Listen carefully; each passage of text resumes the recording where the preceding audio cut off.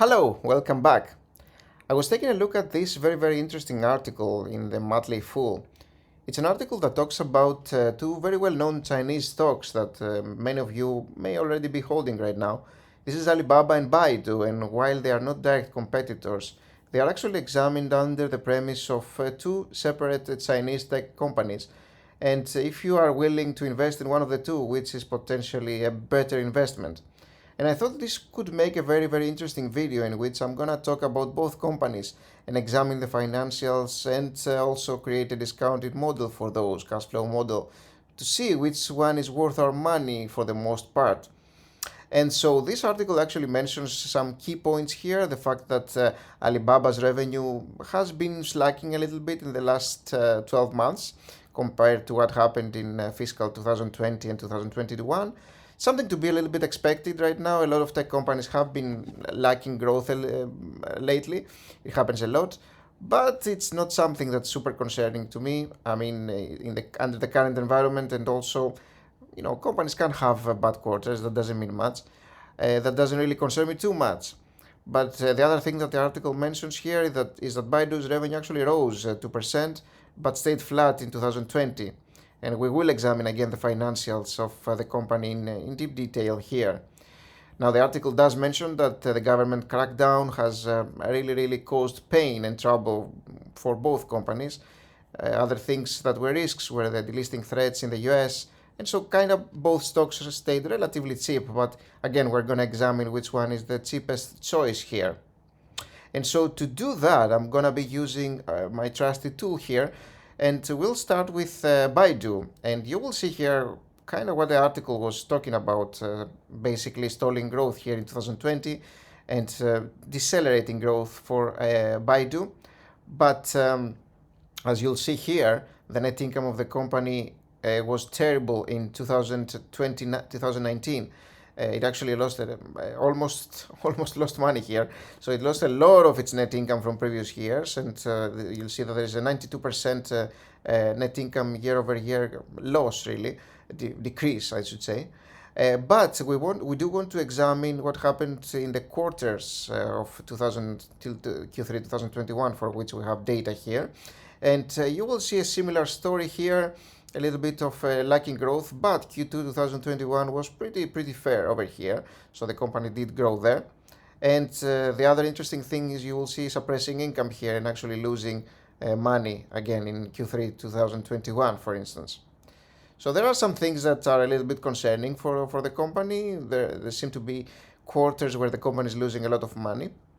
The balance sheet of the company here, though, and this is the annual one, we are examining the total assets of the company that do increase, and the total non-current assets also increase. Likewise, the liabilities will be increasing with the assets, as it's normal.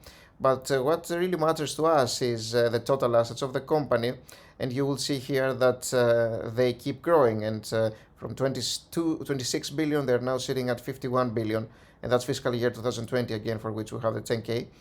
And the total equity of the company has been growing as well, doubling since 2017, which is the year that we're talking about here. Now, the next thing that I'm going to examine is the cash flow for Baidu. And as you will see here is what we talked about earlier. The net income has been a little bit all over the place for the company. But the operating income, again, has been positive and negative in some years. So it seems to be decreasing in terms of positivity here. So that's not great to see. But the investing activities here, in the last year that we have data for, the company actually sold some investments and acquisitions, really. And they had some capital expenditures here that were normal. And this is expected things here, investments in property, plant, and equipment, and they did sell some maturities over here for investment. Okay, and the cash from financing activities for the company, they did issue a lot of common stock over here, as you can see, which is not great to see for a company, but they did repurchase a lot as well. So interesting. That's a little bit interesting. For actually they did repurchase more than what they issued, so that's good to see, I guess. Okay, and the free cash flow of the company growing from 1.7 billion to 2.9 over here, so that's good to see as well.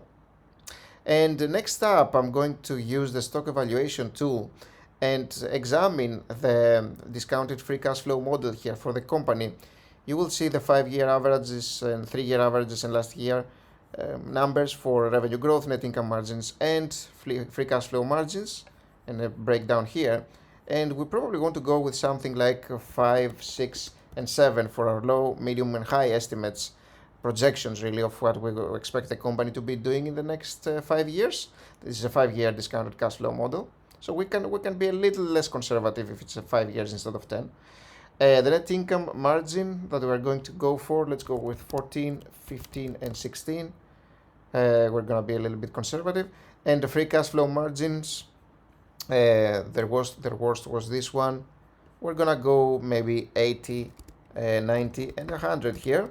And an annual return of 13% is what I typically want to be getting, because you can then get 10% from S&P 500 ETF annually. And so we're going to calculate here, and you will see that we are relatively below what we would want it to be. So this points to the max price to pay today based on these estimates, and the current price of the stock is a little bit higher than all of those three, which points to a company that is a little bit overpriced for what we'd want it to be today, and that's for Baidu. Next up, I'm going to load Alibaba here. Is going to be the next company that we will be examining. And we're going to go to the financial statements first, and you'll see here that Alibaba's income statement looks way more concise here. Very, very steady revenue growth and gross profit. I think they're mostly green. And the net income of the company is also increasing nicely, although slacking a little bit in the last year, that's fiscal year 2021, for which we have data for. And the balance sheet of the company also increasing, total current assets and non-current assets. And you will see here that what really matters here, the total equity of the company is has grown from 46.6 billion to 163, which is great growth. Is 4 times as much, pretty much. So that's pretty amazing here for Alibaba. The cash flow statement of the company, operating income growth, which is pretty nice over here. Cash from investing activities tells us a story of a company that is actually purchasing investments here and selling a little bit of maturities, and normal stuff. Here are some investment activities in property, plant, and equipment, and the typical capital expenditures here for the company. And for financing activities, some financing here, potentially some debt that the company got. But overall it's negative, and that's generally speaking a good thing, because it means that the company is repaying debt, and they do in fact repay quite a lot of debt in the past few years. That's another good thing to see. But the free cash flow of the company is sitting at $9 billion in 2017, but now it's actually 29 almost, so that's great growth. It's like more than 3 times as much free cash flow from 4 years ago. Amazing. So let's use the stock evaluation tool now, and again you'll see the averages here. And so we are going to go a little bit more conservative here. This is great revenue growth, and this is a 5-year average as well. So look at this revenue growth. We do know that Alibaba will potentially have suppressing growth. So let's go 15, 20, and 25 here. And the net income margin that we're gonna go with is going to be 20, 22, and 24. This may be actually a little bit too conservative, but let's just be conservative, why not? And the free cash flow margin here, again, the company has been having great margins. 90 has been their worst, and this is what I'm gonna use. 90, 95, and 100 is what I'm going to go with. They'll probably have much more actually, based on what they have been doing in the previous years, for the most part. And an annual return of 13%, and we're going to calculate and see what we're getting here. We are, with our current price, way below even our lowest estimates here, And this is why Alibaba right now is, in my eyes, by far the better investment of the two. So if I were to allocate capital, personally I would much rather allocate it to Alibaba instead of Baidu.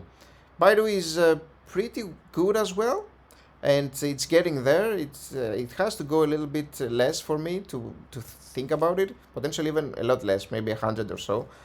Because if I have capital, I prefer to invest it in a company that has the most potential of giving me capital back, giving my capital back with interest. And this is what I'm seeing with Alibaba here. And these are relatively conservative investments, like 15% revenue growth. Look at what Alibaba has been doing here in terms of revenue growth. This is very, very conservative over here. So we have already accounted for slowing in terms of revenue growth for Alibaba here, and still we're getting a value that is double the current price of the stock. So yeah, there's just nothing to be said here. It looks like Alibaba is way undervalued based on what they are doing, and a better choice between the two. Hopefully that video helps you a little bit. If you did get some help and you liked what you saw here, please leave a like and subscribe if you are not a subscriber here, because eventually you will be enjoying access to the tool if you are around. So thank you for watching this one. Hope you enjoyed the video. And if you did like it, take a look at this video that talks about BP oil, and I'm discussing the company and whether it's a worthwhile investment. Thanks for watching this one, and I'll see you soon, guys. Bye bye.